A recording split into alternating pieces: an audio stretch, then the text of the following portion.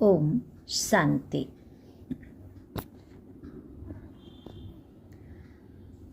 17/5/2024 शुणुछंती आजिर मधुर महावाक्य। शिव भगवान उवाच मिठे बच्चे घर गृहस्थरे रही मध्य एभଳି निमित्त होई रुह जेपरिकी कौनसी जिनिस प्रति आसक्ति भाव न आसु। मोर एठारे किछि भी नाही एही भଳି भिकारी होई जाओ। बाबा कहउछंती मिठे बच्चे घर गृहस्थरे रही मध्य एभଳି निमित्त होई रुह जेपरिकी कौनसी जिनिस प्रति आसक्ति भाव न आसु। मोर एठारे किछि भी नाही एही भଳି भिकारी होई जाओ। आजिर प्रश्न तुम मानंकर पुरुषार्थर लक्ष्य कौन? उत्तर निजे मरीगले दुनिया मरीगला एहा ही तुमर लक्ष्य। शरीर ठारू मध्य ममत्व तुटी जाऊ एभଳି भिकारी होई जाओ जाहाकि किछि भी मने न पड़ो। आत्मा अशरीरी होई जाऊ बास एबे मोते घर को जीवार अछि। यही भली पुरुषार्थ करुथिबा पिलामाने ही भिकारीरु राजकुमार होई जानते। तुमे पिलामाने ही गरीबरु धनी धनीरु गरीब हेउछ। जेतेबेले तुमे धनी होई जाउछ सेतेबेले दुनिया रे केही जणे भी गरीब रुहंती नाही। ओम शांति। बाबा पिलामानंकु पचारुछंती आत्मा शुणुछि ना शरीर शुणुछि? आत्मा। तेबे आत्मा निश्चित शरीर द्वारा शुणिब। पिलामाने मध्य एभଳି लेखुछंती कि अमुकर आत्मा बापदादांकु बहुत मने पकाउछि। अमुकर आत्मा आजि अमुक जागा को जाउछि। एहा जेपरि अभ्यास रे परिणत होई जाइछि। मु आत्मा अटे काहेकिना तुम मानंकु आत्म अभिमानी हेबार अछि। जाहाको भी देखुछ जानुछ जे यांकर गोटिए आत्मा एवं गोटिए शरीर अछि, किंतु ब्रह्मा बाबांक शरीर रे दुईटी आत्मा अछंती। जनकु आत्मा एवं अन्य जनकु परमात्मा कुहा जाउछि। परमात्मा निजे कहउछंती मु एही शरीर रे प्रवेश करुछि जेउथिरे ब्रह्मांकर आत्मा मध्य अछि एवं मु मध्य प्रवेश करुछि।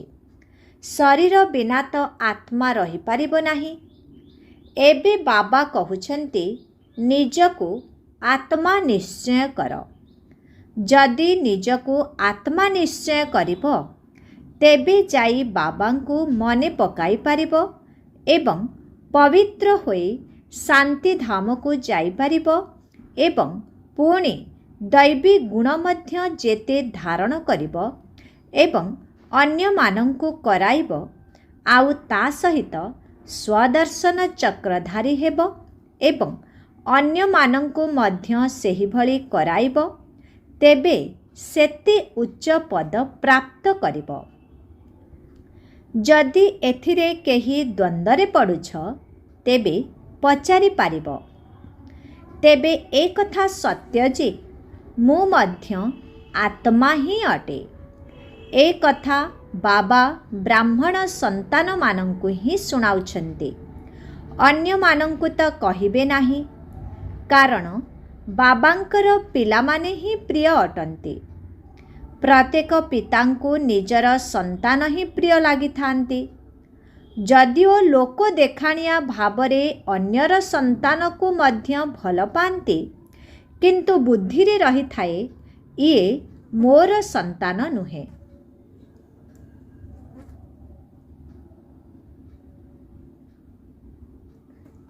मु पिलामानंक सहित कथावार्ता हेउछि। କାହିଁକିନା ସେହିମାନଙ୍କୁ ହିଁ ମୋତେ ରାଜଯୋଗର ପାଠ ପଢ଼ାଇବାର ଅଛି। ବାକି ବାହାରର ମନୁଷ୍ୟମାନଙ୍କୁ ପଢ଼ାଇବା ତୁମର କାମ।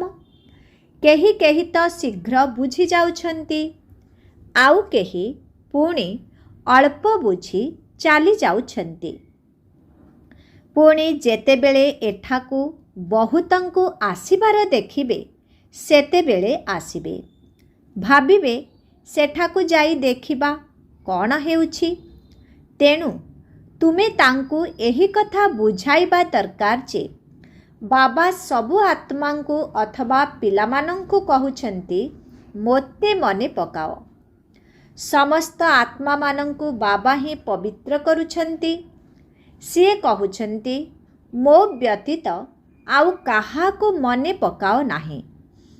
ମୋର ଅବ୍ୟଭିଚାରୀ ସ୍ମୃତିରେ ରୁହ, ତେବେ ତୁମର ଆତ୍ମା ପବିତ୍ର ହୋଇଯିବ। ପତିତ ପାବନ ମୁଁ ଜଣେ ହିଁ ଅଟେ। ମୋର ସ୍ମୃତିରେ ରହିବା ଦ୍ୱାରା ହିଁ ଆତ୍ମା ପବିତ୍ର ହୋଇଯିବ। ସେଥିପାଇଁ ବାବା କହୁଛନ୍ତି ପିଲାମାନେ କେବଳ ମୋତେ ମନେ ପକାଅ।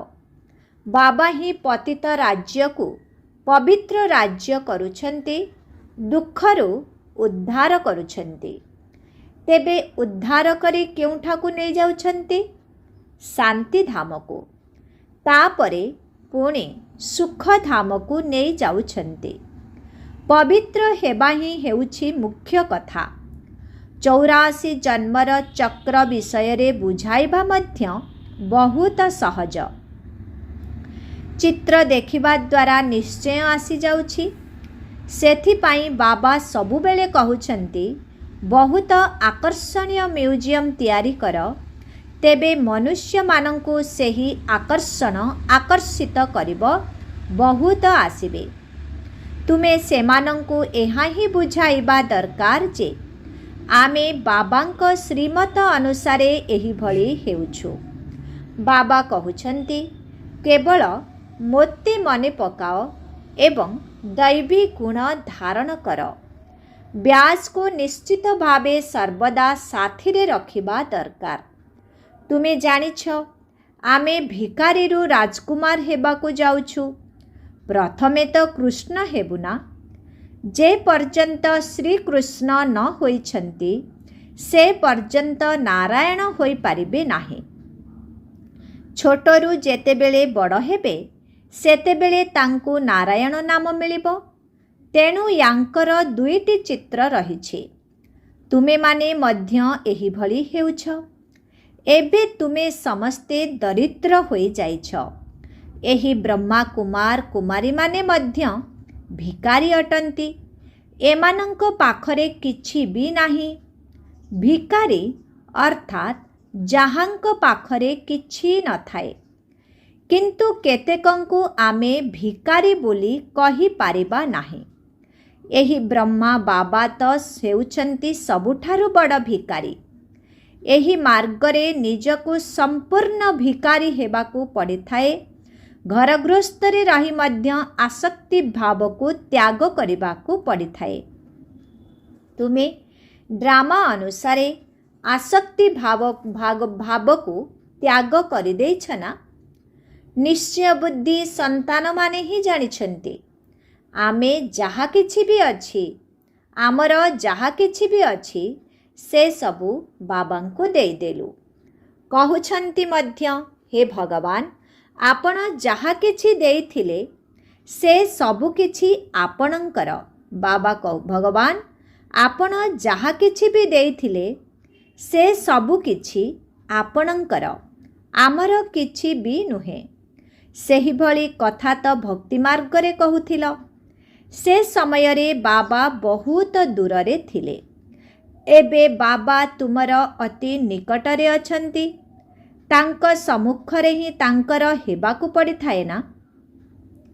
ତୁମେମାନେ ବାବା ବୋଲି କହୁଛ, ତେବେ ଏହି ବ୍ରହ୍ମା ବାବାଙ୍କ ଶରୀରକୁ ଦେଖିବାର ନାହିଁ। ଯେତେବେଳେ ତୁମେ ବାବା ବୋଲି କହୁଛ ସେତେବେଳେ ବୁଦ୍ଧି ଉପରକୁ ଚାଲି ଯାଉଛି। ଯଦିଓ ଏହି ଶରୀର ଧାର ସୂତ୍ରରେ ନେଇଛନ୍ତି, तथापि मध्य तुममानंकर बुद्धि रे अछि आमे शिव बाबांक सहित कथावार्ता हेउछु। बाबा तो एही रथ को भड़ारे नेइछंती, एही शरीर तो तांकर नुहे। एहा तो निश्चित जे जेते बड़ लोक सेते अधिक भड़ा मिलिबो। घर मालिक देखिबो, जदि राजा घर भड़ा नेबे तेबे तांकु घर भड़ा 1000 बदलरे 4000 कहिबो, कारण से जानिछि जे राजा धनवान अटंती। राजा तो घर भड़ा अधिक नेउछ बोली केबे भी कहिबे नाही, कारण सेमानंकर पैसा प्रति ध्यान न थाए। सेमाने निजे काहा सहित कथावार्ता करंती नाही। तांकर प्राइवेट सेक्रेटरी ही देबा नेबा कथा अर्थात मूल चाल करि थांती। आजिकाली तो बिना लांचरे किछि कार्य हेउ नाही। ब्रह्मा बाबा तो ए सबुथिर बहुत अनुभवी अटंती ना। सेमाने बहुत राजकीय होई थांती। जिनिस जदि पसंद आसीगला तेबे सेक्रेटरी को कहिबे तांकठारू मूल चाल करी जिनिस नेई आस। तेणु दोकानी माने एहिपरि जिनिस देखाइबा पई खोला करी रखि थांती। महाराजा महाराणी उभय आसी जेउ जिनिस पसंद करि थांती सेही जिनिस उपरे आखि द्वारा केवल इंगित करि दियंती। सेक्रेटरी दोकानी सह कथावार्ता करी निजर कमिशन मध्य नहीं जाए। केही केही राजा माने निज पाखरे मध्य पैसा रखि थांती। सेक्रेटरी को कहिबे यांकु पैसा दे दियो। ब्रह्मा बाबा तो समस्तंकर संपर्क रे आसीछंती, तेणु तांकु सेमानंकर कार्यकलाप विषय रे सबु किछि जଣା थाए। जेपरि राजा मानंक पाखरे भंडार रक्षक थांती, सेहीपरि एठारे मध्य शिव बाबांकर भंडार रक्षक अछंती। एही ब्रह्मा तो निमित्त अटंती। यांकर भंडार प्रति तो कौनसी मोह नाही, कारण इए निज संपत्ति प्रति मध्य मोह रखि नथिले। सबु किछि शिव बाबांकु देई देले। तेबे पुणी शिव बाबांक धन प्रति मोह किभଳି रखिबे? इए तो निमित्त अटंती। जेउ मानंक पाखरे बहुत धन थाए, आजिकाली तो सरकार सेमानंकर बहुत तदंत करि थांते। जदि केही विदेशरू आसुछंती तेबे तांकर बहुत भल भावरे तदंत करि थांती। एबे तुमे पिला माने जानिगलनि जे आमको किभଳି भिकारी हेबार अछि। अंतिम समय रे जेपरि किछि भी मने न पड़ू। आत्मा अशरीरी होई जाओ। एही शरीर को मध्य निजर बोली मने कर नाही। आमर निजर बोली किछि भी न रहू। बाबा बुझाउछंती निजको आत्मा निश्चय कर। एबे तुमको घर को फेरिबाकू हेबो। तुमे जानिछ जे आमको किभଳି भावरे भिकारी हेबाकू पड़िबो। तेबे शरीररू मध्य ममत्व तुटी जाऊ। निजे मरिगले दुनिया मध्य मरिगला। एहा ही हेउछि तुमर लक्ष्य। एबे तुमे बुझुछ बाबा जहा कहुछंती ताहा ठीक कहुछंती। एबे आमको घर को फेरिबाकू हेबो। शिव बाबा को तुमे जहा किछि देउछ तार प्रतिबदल रे परवर्ती जन्म रे पुणी तुमको तार फल मिली जाउछि। सेथि पाई कहुछंती ए सबु किछि ईश्वर ही देइछंती। दुनिया रे कहि थांती ना, इए पूर्व जन्म रे बोध हुए किछि भल कर्म करिथिले जाहार फल एही जन्म रे मिलिछि। शिव बाबा तो काहार किछि भी रखंती नाही। बड़ बड़ राजा माने जमीदार मानंकु उपहार देई थांती। केही उपहार नियंती आउ केही केही नियंती नाही। सत्य जुगरे तो तुमे माने किछि भी दान पुण्य करुनाह, काहेकि ना सेठारे समस्तंक पाखरे बहुत पैसा थाए। तेबे दान काहाकू करिबे? सेठारे तो गरीब केही न थांती। तुमे ही गरीबरू धनी, धनीरू गरीब हेउछ। दुनिया लोक माने भगवानंक निकटरे प्रार्थना कला बेले कही थांती ना अमुक को स्वास्थ्यवान करि दियो कृपा कर एपरी करि दियो। पूर्वरु समस्ते शिव बाबांक निकटरे ही मागुथिले पुणी जेतेबेले भक्ति व्यभिचारी होई जाउछि सेतेबेले समस्तंक निकटरे हाथ जोड़ुछन्ति कहउछन्ति आमर झोली भरपूर करि दियो।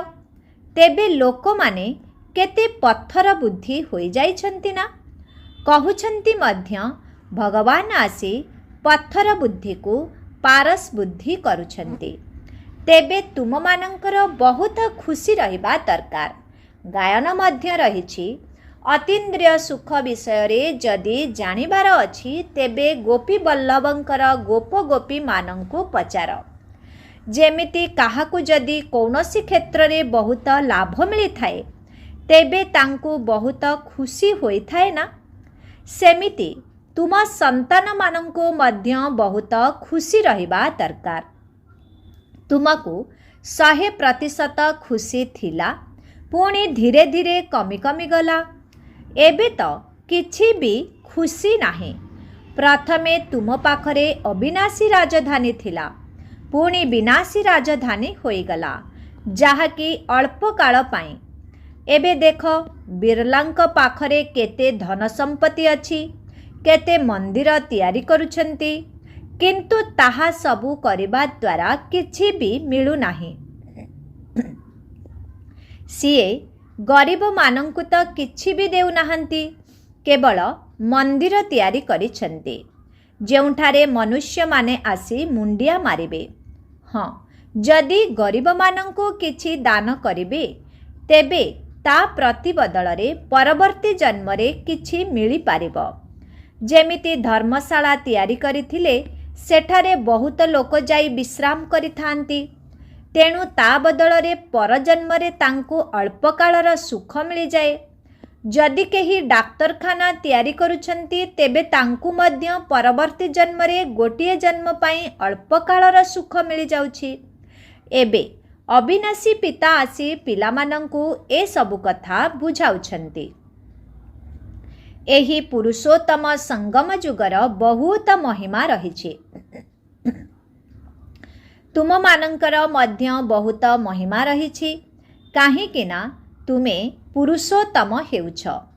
तुम ब्राह्मण मानंकु ही भगवान आसी पाठ पढ़ाउछन्ति सिए ही हेउछन्ति ज्ञानर सागर। एही सारा मनुष्य सृष्टि रूपी वृक्षर बीज रूप अटन्ति। सिए ही आसी सारा ड्रामार आदि मध्य अंतर रहस्य को बुझाउछन्ति। जदि केही तुमको पचारिबे भगवान तुमको कौन पढ़ाउछन्ति तेबे तांकु कुह कौन एकथा भूली जाइछ गीतारे भगवान वाच अछि ना मु तुमको राजा मानंकर राजा करुछि। तेबे एहार अर्थ तुमे एबे बुझुछ। पतित राजा माने पवित्र राजा मानंकर पूजा करुछन्ति सेथिपाई बाबा कहउछन्ति मु तुमको राजा मानंकर राजा करुछे। एही लक्ष्मी नारायण स्वर्गर मालिक थिले ना। स्वर्गर देवता मानंकु द्वापर युग कली युगरे समस्ते मुंडिया मारुछन्ति पूजा करुछन्ति। एही कथा को एबे तुमे बुझुछ। भक्त माने तो किछि भी बुझु नाहंती सेमाने तो केवल शास्त्रर कहानी आदि पढ़ुछन्ति आउ शुणुछन्ति। बाबा कहउछन्ति तुमे आधा अधा कल्प धरी जेउ गीता पढ़ी पढ़ी आसिल शुणी शुणी आसिल सेथिरु किछि प्राप्ति हेला कि पेट तो भरपूर हेला नाही किंतु एबे तुमर पेट भरपूर हेउछि। तुमे जानिछ एही पाठ केवल थरे मात्र चालुछि। निजे भगवान आसी कहउछन्ति मु एही ब्रह्मांक शरीर रे प्रवेश करुछि। बाबा यांक द्वारा ही कहउछन्ति तेणु निश्चित यांक शरीर रे प्रवेश करिबे। बाबा कण उपरे थाई निर्देश देबे कि सी कहउछन्ति मु तुम सम्मुख को आसुछि एबे तुमे तांक ठारु शुणुछ। एही ब्रह्मा मध्य किछि जानि नथिले एबे सबु किछि जानि पारुछन्ति। ବାକି ଗଙ୍ଗା ପାଣି ତ କାହାକୁ ପବିତ୍ର କରୁନାହିଁ। ଏହା ହେଉଛି ଜ୍ଞାନର କଥା। ତୁମେ ଜାଣିଛ ବାବା ଏବେ ସମ୍ମୁଖରେ ବସିଛନ୍ତି, ତେଣୁ ତୁମର ବୁଦ୍ଧି ଏବେ ଉପରକୁ ଯିବ ନାହିଁ। ଏହି ବ୍ରହ୍ମା ହେଉଛନ୍ତି ତାଙ୍କର ରଥ। ୟାଙ୍କୁ ବାବା ଜୋତା ମଧ୍ୟ ସମ୍ବୋଧନ କରୁଛନ୍ତି, ଡବା ବୋଲି ମଧ୍ୟ କହୁଛନ୍ତି। ଏହି ଡବାରେ ସେହି ଅମୂଲ୍ୟ ହୀରା ପ୍ରବେଶ କରୁଛନ୍ତି। ସେ କେତେ ଶ୍ରେଷ୍ଠ ଅଟନ୍ତି। ତାଙ୍କୁ ତ ସୁନାର ଡବାରେ ରଖିବା ଦରକାର। ଇଏ ସୁନାର ଦୁନିଆ ତିଆରି କରୁଛନ୍ତି। ବାବା କହୁଛନ୍ତି ନା, ଯେଉଁ ବସ୍ତ୍ର ଧୋବା ଘରୁ ସଫା ହୋଇ ଆସେ ତାହା ପବିତ୍ର ହୋଇଯାଏ। ଏହାକୁ କୁହାଯାଏ ଛୁ ମନ୍ତ୍ର। ତେଣୁ ଏହି ଛୁ ମନ୍ତ୍ରର ଯାଦୁ ଦ୍ୱାରା ଗୋଟିଏ ସେକେଣ୍ଡରେ ଜୀବନ ମୁକ୍ତି ମିଳିଯାଉଛି। ସେଥିପାଇଁ ଏହାଙ୍କୁ ଯାଦୁକର ମଧ୍ୟ କୁହାଯାଉଛି। ତୁମମାନଙ୍କର ଗୋଟିଏ ସେକେଣ୍ଡରେ ନିଶ୍ଚୟ ହେଉଯାଉଛି ଯେ ଆମେ ଏହିଭଳି ହେବୁ। ଏହି କଥାଗୁଡ଼ିକୁ ତୁମେ ଏବେ ବାସ୍ତବରେ ଶୁଣୁଛ। ପୂର୍ବରୁ ଯେତେବେଳେ ତୁମେ ସତ୍ୟନାରାୟଣ କଥା ଶୁଣୁଥିଲ, ସେତେବେଳେ କ'ଣ କିଛି ଏସବୁ ବୁଝିପାରୁଥିଲ କି? ସେତେବେଳେ ତ କଥା ଶୁଣିବା ସମୟରେ ମଧ୍ୟ ବିଦେଶ, ଷ୍ଟିମର ଆଦି ମନେ ପଡ଼ୁଥିଲା। ସତ୍ୟନାରାୟଣଙ୍କ କଥା ଶୁଣିସାରିବା ପରେ ପୁଣି ଯାତ୍ରାରେ ଯାଉଥିଲେ। ସେମାନେ ତ ପୁଣି ଫେରିଆସୁଥିଲେ। ବାବା ତ କହୁଛନ୍ତି ତୁମକୁ ପୁଣି ଏହି ଛି ଛି ଦୁନିଆକୁ ଫେରିବାର ନାହିଁ। ଭାରତ ଅମର ଲୋକ, ସ୍ୱର୍ଗ ଦେବୀଦେବତାମାନଙ୍କର ରାଜ୍ୟ ଥିଲା। ଏହି ଲକ୍ଷ୍ମୀ ନାରାୟଣ ସମଗ୍ର ବିଶ୍ୱର ମାଲିକ ଅଟନ୍ତି ନା। ତାଙ୍କ ରାଜ୍ୟରେ ପବିତ୍ରତା, ସୁଖ, ଶାନ୍ତି ସବୁ କିଛି ଥିଲା। ବର୍ତ୍ତମାନ ମଧ୍ୟ ଦୁନିଆ ତାହା ହିଁ ଚାହୁଁଛି ଯେ ବିଶ୍ୱରେ ଶାନ୍ତି ହେଉ, ସମସ୍ତେ ମିଶି ଏକ ହୋଇଯାଆନ୍ତୁ। ତେବେ ଏତେ ସବୁ ଧର୍ମ ମିଶି ଏକ କିପରି ହୋଇପାରିବେ? କାରଣ ପ୍ରତ୍ୟେକଙ୍କର ଧର୍ମ ଅଲଗା, ଚେହେରା ଅଲଗା ଅଲଗା। ତେବେ ସମସ୍ତେ ଏକ କିପରି ହେବେ? ତାହା ତ ହେଉଛି ଶାନ୍ତିଧାମ ଏବଂ ସୁଖଧାମ। ସେଠାରେ ଗୋଟିଏ ଧର୍ମ, ଗୋଟିଏ ରାଜ୍ୟ ହୋଇଥାଏ। ସେଠାରେ ଅନ୍ୟ କୌଣସି ଧର୍ମ ହିଁ ରହିବ ନାହିଁ, ଯାହାଦ୍ୱାରା ଲଢ଼େଇ ହେବ। ତାକୁ ହିଁ ବିଶ୍ୱରେ ଶାନ୍ତି କୁହାଯିବ। ଏବେ ତୁମ ସନ୍ତାନମାନଙ୍କୁ ବାବା ପାଠ ପଢ଼ାଉଛନ୍ତି। ଏହା ମଧ୍ୟ ତୁମେ ଜାଣିଛ ଯେ ସବୁ ପିଲା ଏକାଭଳି ପଢ଼ୁନାହାନ୍ତି। କ୍ରମାନୁସାରେ ତ ସମସ୍ତେ ରହିବେ। ଏବେ ସତ୍ୟଯୁଗୀ ରାଜଧାନୀର ସ୍ଥାପନା ହେଉଛି। ବର୍ତ୍ତମାନ ବାବା ତୁମମାନଙ୍କୁ ବହୁତ ବୁଦ୍ଧିମାନ କରୁଛନ୍ତି। ଏହା ହେଉଛି ଈଶ୍ୱରୀୟ ବିଶ୍ୱବିଦ୍ୟାଳୟ। ଏହାକୁ ଭକ୍ତମାନେ ବୁଝିପାରୁନାହାନ୍ତି। ସେମାନେ ଅନେକ ଥର ଭଗବାନ ଉବାଚ ବୋଲି ଶୁଣୁଛନ୍ତି, କାହିଁକିନା ଗୀତା ହେଉଛି ଭାରତବାସୀମାନଙ୍କର ଧର୍ମଶାସ୍ତ୍ର। ଗୀତାର ତ ଅପାର ମହିମା ରହିଛି। ତାକୁ ସର୍ବଶାସ୍ତ୍ରମୟୀ ଶିରୋମଣି ଭଗବତ୍ ଗୀତା କୁହାଯାଏ। ଶିରୋମଣି ଅର୍ଥାତ୍ ସବୁଠାରୁ ଶ୍ରେଷ୍ଠ, ପତିତ ପାବନ, ସଦ୍ଗତି ଦାତା ଏକମାତ୍ର ଭଗବାନ ହିଁ ଅଟନ୍ତି, ଯିଏକି ସବୁ ଆତ୍ମାମାନଙ୍କର ପିତା ଅଟନ୍ତି। କିନ୍ତୁ ଭାରତବାସୀ ଏହାର ଅର୍ଥକୁ ବୁଝିପାରୁନାହାନ୍ତି। କିଛି ନ ବୁଝି କେବଳ ଆମେ ସବୁ ଭାଇ ଭାଇ ବୋଲି କହିଦେଉଛନ୍ତି। ଏବେ ତୁମମାନଙ୍କୁ ବାବା ବୁଝାଇ ଦେଇଛନ୍ତି ଯେ ଆମେ ସମସ୍ତେ ଭାଇ ଭାଇ ଅଟୁ। ଆମେ ସମସ୍ତେ ଶାନ୍ତିଧାମର ନିବାସୀ ଅଟୁ। ଏଠାରେ ଆମେ ଅଭିନୟ କରି କରି ବାବାଙ୍କୁ ବି ଭୁଲି ଯାଇଛୁ ଏବଂ ଘରକୁ ବି ଭୁଲି ଯାଇଛୁ। ଯେଉଁ ପିତା ଭାରତକୁ ସାରା ବିଶ୍ୱର ରାଜତ୍ୱ ଦେଉଛନ୍ତି, ତାଙ୍କୁ ସମସ୍ତେ ଭୁଲି ଯାଉଛନ୍ତି। ଏହିସବୁ ରହସ୍ୟ ବାବା ହିଁ ତୁମକୁ ବୁଝାଉଛନ୍ତି। ଆଚ୍ଛା, ମିଠେ ମିଠେ ଶିଖିଲ ଦେ ସନ୍ତାନମାନଙ୍କ ପ୍ରତି ମାତା ପିତା ବାପଦାଦାଙ୍କର ମଧୁର ସ୍ନେହଭରା ସ୍ମୃତି ଏବଂ ସୁପ୍ରଭାତ। ଆତ୍ମିକ ପିତାଙ୍କର ଆତ୍ମିକ ସନ୍ତାନମାନଙ୍କୁ ନମସ୍ତେ। ଆତ୍ମିକ ସନ୍ତାନମାନଙ୍କର ଆତ୍ମିକ ପିତାଙ୍କୁ ଓମ୍ ଶାନ୍ତି। ନମସ୍ତେ ନମସ୍ତେ ନମସ୍ତେ। ओम शांति। धारणा के लिए मुख्य सार 1 नंबर, अतीन्द्रिय सुखर अनुभव करने हेले एही स्मृति रहु जे एहा हेउछि पुरुषोत्तम संगम युग, जेते बेले कि आमको भगवान पाठ पढ़ाउछन्ति। ଯାହାଦ୍ୱାରା ଆମେ ରାଜାମାନଙ୍କର ରାଜା ହେବୁ। ଏବେ ହିଁ ଆମକୁ ଡ୍ରାମାର ଆଦି ମଧ୍ୟ ଅନ୍ତର ଜ୍ଞାନ ମିଳିଛି। 2 ନମ୍ବର, ଏବେ ଆମକୁ ଘରକୁ ଫେରିବାକୁ ହେବ। ତେଣୁ ଏହି ଶରୀରଠାରୁ ମଧ୍ୟ ମମତ୍ୱ ତୁଟାଇ ଦେବାକୁ ପଡ଼ିବ। ଏହାକୁ ଭୁଲି ନିଜକୁ ଅଶରୀରୀ ଆତ୍ମା ନିଶ୍ଚୟ କରିବାକୁ ହେବ। ଆଜିର ବରଦାନ, ସର୍ବଦା ସନ୍ତୁଷ୍ଟ ରହି ନିଜର ଦୃଷ୍ଟି, ବୃତ୍ତି ଏବଂ କୃତି ଅର୍ଥାତ୍ କର୍ମ ଦ୍ୱାରା ସନ୍ତୁଷ୍ଟତାର ଅନୁଭୂତି କରାଉଥିବା ସନ୍ତୁଷ୍ଟମଣି ଭବ।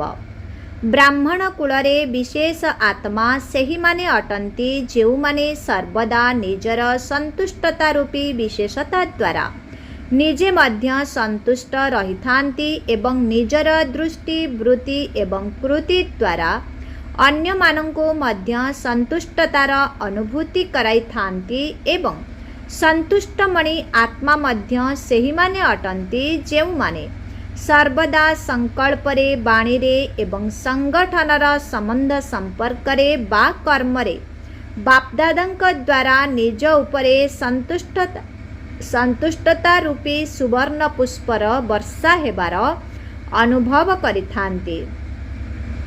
ଏହିଭଳି ସନ୍ତୁଷ୍ଟମଣି ଆତ୍ମାମାନେ ହିଁ ବାପ୍ଦାଦାଙ୍କର ଗଳାର ହାର ହୋଇଥାନ୍ତି। ରାଜ୍ୟ ଅଧିକାରୀ ହେବା ସହିତ ଭକ୍ତମାନଙ୍କର ସ୍ମରଣ କରିବାର ମାଳା ମଧ୍ୟ ହୋଇଥାନ୍ତି। ଆଜିର ସ୍ଲୋଗାନ, ନକାରାତ୍ମକ ଏବଂ ବ୍ୟର୍ଥକୁ ସମାପ୍ତ କରି ମେହନତରୁ ମୁକ୍ତ ହୁଅ। ନକାରାତ୍ମକ ଏବଂ ବ୍ୟର୍ଥକୁ ସମାପ୍ତ କରି ମେହନତରୁ ମୁକ୍ତ ହୁଅ। ଓମ୍ ଶାନ୍ତି।